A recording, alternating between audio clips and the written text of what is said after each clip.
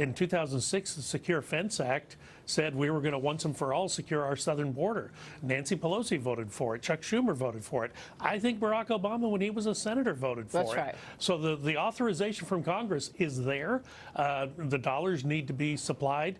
Congress makes the appropriations. That's what has to happen next. But people recognize that they voted for it before, that there's a wall in California, Nancy Pelosi state dividing Tijuana from San Diego.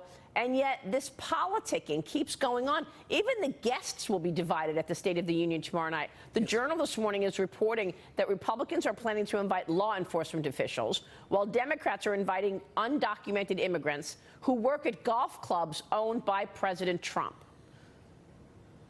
Yeah, it can be an interesting juxtaposition. I'm actually going to bring a constituent who lost a daughter hit by a car driven by someone who was in the country, not here legally.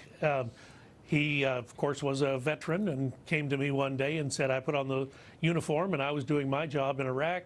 If you'd been doing your job, Congressman, my daughter would still be here. And that's been pretty tough to take. I have invited him to the State of the Union. I hope he'll be able to be there tomorrow night. It'll be something to see. So you're a medical doctor. The president is also expected to talk about lowering costs for health care and prescription drugs. What are you expecting to hear out of the State of the Union tomorrow night? Well, I do think the rebate issue that came up last week, and for companies to be able to directly reimburse patients rather than middlemen or third-party intermediaries or insurance companies to provide these rebates directly to patients, that seems to make a lot of sense. And I expect we may hear the president talk about that. And of course, his trade policies have been front and center for some time. So I expect we'll hear him, and he ran on that, he won on that. I expect to hear him talk about his trade policies as well. And what will you be listening for specifically within healthcare? Within healthcare, a year ago, he laid it out and said pharmaceutical prices are too high and they're going to come down. Trust me, they're going to come down. I think he is going to continue to push that point. The work that the Secretary of Health and Human Services has done with the index pricing, with drugs sold on a global market, that's been interesting. Got a lot of people upset, right. But at the same time, it's been an interesting approach. I think you're likely to hear a continuation of that discussion that the president has put out before. Do you think that this is going to be the next 2 years of just fighting between the Democrats and the president, that you guys get nothing done for 2 years? How's that going to play on people going into 2020 and another presidential election?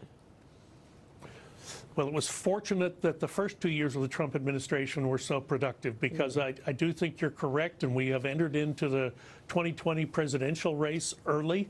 Iowa is still a year away, but every day that goes by, there's a new, seemingly legitimate Democratic candidate. The press, as we all know, has been aligned against this president right from the get-go, and he will continue to have to carry all of that burden, and yet somehow this administration manages to get things done. So I will tell you, from the standpoint of being in the Congress, we got more done the first 2 years of the Trump administration than we had the previous 15 years. It really has been, when people stop and look at the accomplishments in the first 2 years of the Trump administration, they were significant.